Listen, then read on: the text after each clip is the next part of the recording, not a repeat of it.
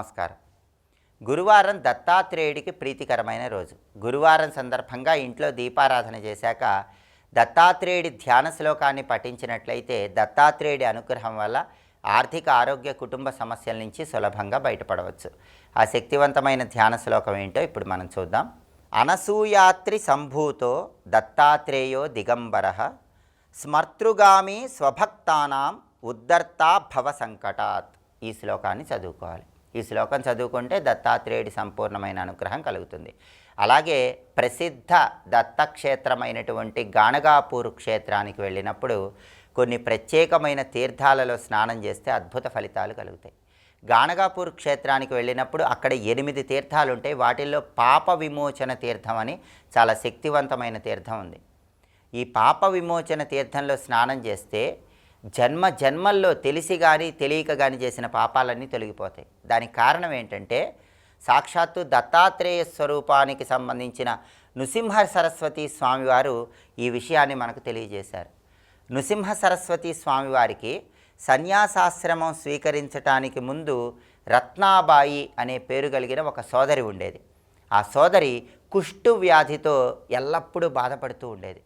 రత్నాబాయి సాక్షాత్తు దత్తాత్రేయుల అవతార స్వరూపమైనటువంటి నృసింహ సరస్వతి స్వామివారి దగ్గరకు వచ్చి, నాకు ఈ కుష్టు వ్యాధి ఎందుకు వచ్చింది, నేను ఇంత బాధపడుతున్నానంటే కారణం ఏంటి అని అడిగితే నృసింహ సరస్వతి స్వామివారు తన దివ్య దృష్టితో చూసి, పూర్వజన్మలలో ఒక జన్మలో నువ్వు తెలియకుండా ఒక పిల్లి ఒక కుండలో 5 పిల్లి పిల్లలను పెట్టి బయటికి వెళ్ళినప్పుడు నువ్వు చూసుకోకుండా ఆ కుండలో నీళ్లు పోసి ఆ నీళ్ల కింద నిప్పులు పెట్టి కుండలో ఉన్న నీళ్లు వేడి చేసావు.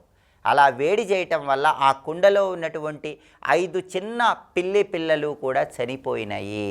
ఇది నువ్వు చేసినటువంటి పెద్ద పాపం. దీంతో పాటుగా కొన్ని జన్మల క్రితం నువ్వు దంపతుల మధ్య తగాదాలు సృష్టించావు.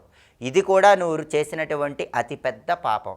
ఈ 2 పాపాలు చేయటం వల్ల నీకు కుష్టు వ్యాధి వచ్చిందని నృసింహ సరస్వతి స్వామివారు సన్యాసాశ్రమం స్వీకరించడానికి ముందు తనకు సోదరిగా ఉన్న రత్నాబాయితో చెప్తారు.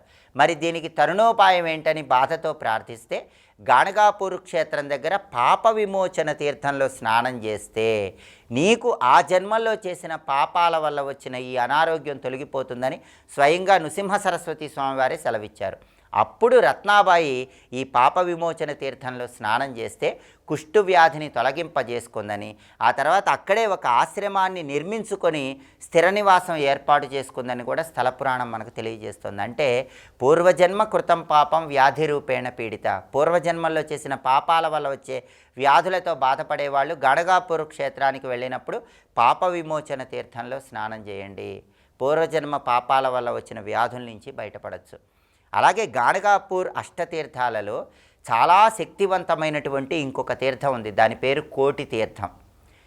ఇది కూడా భీమా అమర్జా సంగమానికి దగ్గరలో మనకు కనిపిస్తుంది. ఈ కోటి తీర్థానికి ఉన్నటువంటి ప్రాధాన్యత గురించి నృసింహ సరస్వతి స్వామివారు ఏం చెప్పారంటే, సహజంగా భూమి మీద ఉన్నటువంటి సమస్త పుణ్యతీర్థాలు కూడా ఒక ప్రత్యేకమైన రోజు తిరుమల కొండ మీద ఉన్న పుష్కరిణిలో ప్రవేశిస్తాయి. ఆ ప్రత్యేకమైన రోజు ఎప్పుడంటే మార్గశిర మాసం శుక్లపక్షం ద్వాదశి తిథి.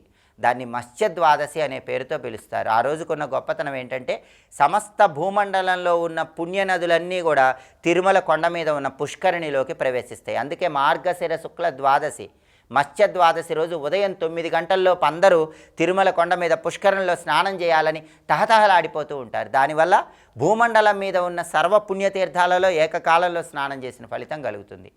అంతటి శక్తి గాణగాపూర్ క్షేత్రంలో కోటి తీర్థానికి కూడా ఉంది అని స్థల పురాణం మనకు తెలియజేస్తుంది. అంటే వారణాసిలో గంగకి ఎంత ప్రాధాన్యత ఉందో, తిరుమలలో పుష్కరిణికి ఎంత ప్రాధాన్యత ఉందో, గాణగాపూర్లో ఈ కోటి తీర్థానికి అంత ప్రాధాన్యత ఉంది. భూమి మీద ఉన్న సమస్త పుణ్యనదుల శక్తి కూడా ప్రతిరోజు ఈ కోటి తీర్థంలో ఉంటుంది.